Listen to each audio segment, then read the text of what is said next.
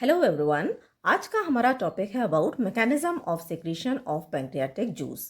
Pancreatic juice के composition और functions को ऑलरेडी हम पार्ट 1 के अंदर डिस्कस कर चुके हैं।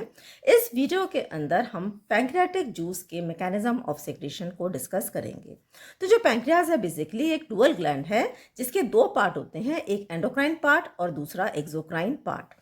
एंडोक्राइन पार्ट हार्मोन्स को रिलीज करता है, that is insulin and glucagon, और जो एक्सोक्राइन पार्ट है ये सिक्रेट करता है pancreatic juice. Now this pancreatic juice consist of digestive enzymes and bicarbonates and water. तो ये जो डाइजेस्टिव एंजाइम्स हैं, कई डाइजेस्टिव एंजाइम्स इसके अंदर प्रेजेंट होते हैं, जैसे कि ट्रिप्सिन हो गया, कार्बोट्रिप्सिन हो गया, कार्बोक्सीपेप्टिडेज हो गया, pancreatic amylase and pancreatic lipase. तो ये जितने भी एंजाइम्स हैं they are produced by the acinar cells, है ना। यहाँ पर आप एक डायग्राम में देखें, ये एक एसिनर सेल है और इसकी ये है डक्ट, ठीक है। ऐसे बहुत सारे एसिनर सेल्स हमारे पैंक्रियाज के अंदर प्रेजेंट होते हैं। तो जो ये एसिनर सेल्स हैं ये रिलीज करते हैं एंजाइम को, और जो हमारे ये जो डक्ट सेल्स हैं ये रिलीज करते हैं बाइकार्बोनेट्स को और वाटर को। अब अगर हम रिलीज ऑफ पैंक्रियाटिक जूस को देखें तो it is release by the pancreatic duct, है ना। ये जो एसिनर सेल्स हैं और ये जो डक्ट सेल्स हैं इनके अंदर बनता है पैंक्रियाटिक जूस। तो एसिनर सेल से जो डाइजेस्टिव जूस है ये डक्ट सेल्स में आया, डक्ट सेल से इंट्रालोबुलर डक्ट में, इंट्रालोबुलर डक्ट से इंटरलोबर डक्ट जो कि ड्रेन करती है इनटू मेन पैंक्रियाटिक डक्ट, जिसको हम बर्सिंग डक्ट भी बोलते हैं। अब ये जो हमारी मेन पैंक्रियाटिक डक्ट है ये कॉमन बाइल डक्ट को ज्वाइन करती है जो कि लिवर से आती है, लिवर से बाइल को लेकर आती है, और ये जो दोनों डक्ट हैं ये आपस में मिलती हैं at the ampulla of Vater and then they open in the second part of duodenum. तो हमारा जो बाइल का सिक्रीशन और जो पैंक्रियाटिक जूस का जो सिक्रीशन है दोनों कंबाइन होता है by the ampulla of waiter और सेकेंड पार्ट ऑफ डुओडेनम के अंदर ये रिलीज होता है। अब अगर हम इसका रेगुलेशन देखें तो पैंक्रियाटिक जूस के 3 फेजेस होते हैं जिसके द्वारा ये सिक्रीट होता है।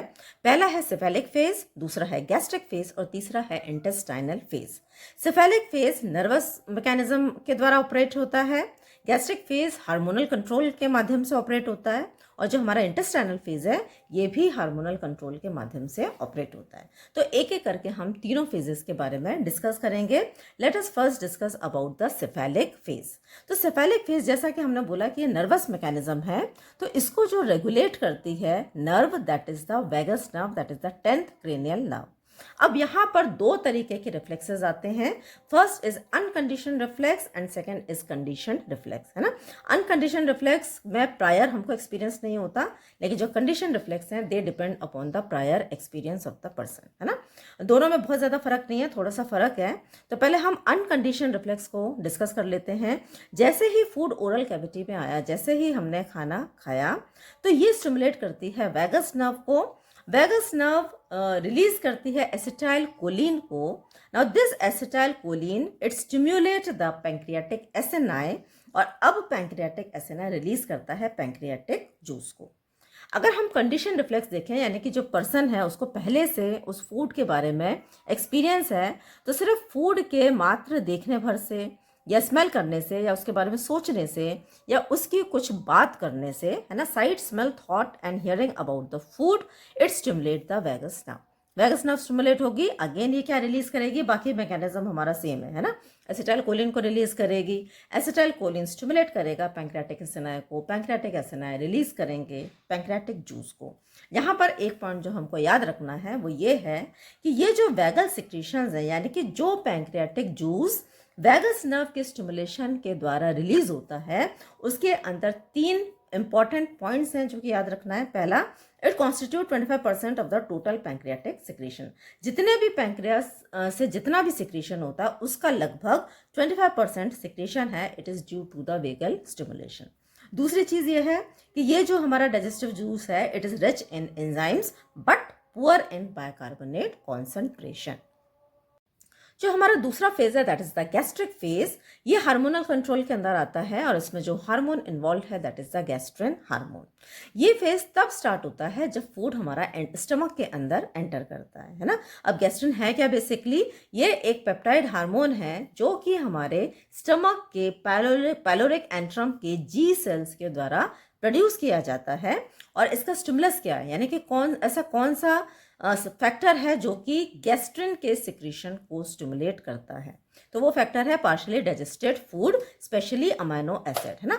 जब भी अधपचा भोजन जिसके अंदर स्पेशली अमाइनो एसिड्स हैं ये स्टमक के अंदर एंटर करता है तो हमारी जो स्टमक की वॉल्स हैं, गैस्ट्रिक म्यूकोजा, क्या होती हैं, डिस्टेंड होती हैं। एंड जब भी ये डिस्टेंड होती हैं तो जो हमारे जी सेल्स ऑफ पाइलोरिक एंट्रम है दे गेट स्टिम्युलेटेड। अब ये जी सेल्स रिलीज करते हैं, गैस्ट्रिन को सिक्रीट करते हैं। गैस्ट्रिन ब्लड में जाता है और ब्लड के माध्यम से ये पैंक्रियाटिक एसिनाई तक जाता है और पैंक्रियाटिक एसिनाई को स्टिमुलेट करता है and as a result there is secretion of pancreatic juice. लेकिन जो पैंक्रियाटिक जूस गैस्ट्रिन की वजह से रिलीज होता है उसके अंदर दो चीज़ें आपको याद रखनी है। पहला तो जितना भी टोटल पैंक्रियाटिक सिक्रीशन होता है उसका जो 10% है it is due to the gastrin, और दूसरा ये जो डाइजेस्टिव जूस है it is rich in enzymes. जो तीसरा फेज है that is the intestinal phase.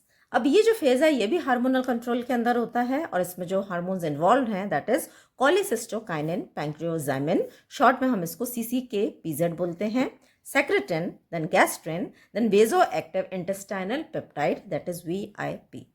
Intestinal phase है तो जैसा नाम से समझ में आ रहा है कब स्टार्ट होगा ये फेज, जब फूड इंटेस्टाइन्स के अंदर एंटर करता है ना। तो अब यहाँ पर इसमें हम बेसिकली इन दो हार्मोन्स के बारे में डिटेल में स्टडी कर रहे हैं। तो जो पहला हार्मोन है that is we are studying about the secretin, है ना। तो दोनों का स्टिमुलस अलग है तो इसलिए हम दोनों को थोड़ा अलग अलग स्टडी कर रहे हैं। अब पहले हम सेक्रेटिन को देख लेते हैं, ठीक है। This is secretin and this is CCK-PZ। Acid chyme enters intestine. जब भी इंटेस्टाइन के अंदर एसिड काइम एंटर करेगा तो ये हमारे इंटेस्टाइनल म्यूकोजा के एंटेरो एंडोक्राइन सेल्स को स्टिमुलेट करता है, specially S cells, and now this S cells secrete secretin. Secretin comes into the blood से ये पैंक्रियाटिक एसिनाई और पैंक्रियाटिक जो डक्ट सेल्स हैं इनको स्टिमुलेट करता है and now they secrete the pancreatic juice. यहाँ पे स्टिमुलस क्या है, यहाँ पे एसिड काइम था लेकिन यहाँ पे क्या है, काइम। काइम का मतलब होता है अधपचा भोजन, है ना, जिसके अंदर कुछ डाइजेस्टिव एंजाइम्स मिक्स्ड हैं। Chyme containing fatty acids, peptides, amino acids enter the stomach, है ना। तो ये भोजन जिसके अंदर फैटी एसिड्स प्रेजेंट हैं, अमाइनो एसिड्स प्रेजेंट हैं, पेप्टाइड्स प्रेजेंट हैं, जब ये इंटेस्टाइन के अंदर एंटर करता है तो ये भी हमारे इंटेस्टाइनल म्यूकोजा के एंटेरो एंडोक्राइन सेल्स को स्टिमुलेट करता है, दैट इज I सेल्स। अब ये सिक्रीट करते हैं कोलिसिस्टोकाइनिन, पैंक्रियाटोजाइमिन को। Now this hormone it enters the blood से पैंक्रियाटिक एसिनाई में जाता है, पैंक्रियाटिक एसिनाई को स्टिमुलेट करता है and now there is secretion of pancreatic juice. दोनों के सिक्रीशन में थोड़ा सा डिफरेंस है। जो डाइजेस्टिव जूस सेक्रेटिन के द्वारा रिलीज होता है, सिंथेसाइज होता है, it is produced in large quantity. पहली तो बात यह है कि वो ज़्यादा क्वांटिटी में प्रोड्यूस होगा, दूसरा वो वाटरी नेचर को होगा, और तीसरा it is rich in bicarbonates. जबकि कोलिसिस्टोकाइनिन, पैंक्रियोजाइमिन के द्वारा जो डाइजेस्टिव पैंक्रियाटिक जूस सिक्रीट होता है स्मॉल क्वांटिटी में प्रोड्यूस होता है और उसके अंदर जो एंजाइम्स हैं उसमें ये रिच होता है ना। तो ये था हमारा आज का वीडियो जिसमें हमने mechanism of secretion of pancreatic juice को डिस्कस किया। I hope I have made my point very clear. तो अगर आपको वीडियो पसंद आया है तो वीडियो को लाइक करें, चैनल को सब्सक्राइब करें, वीडियो को शेयर करें। Thanks for watching.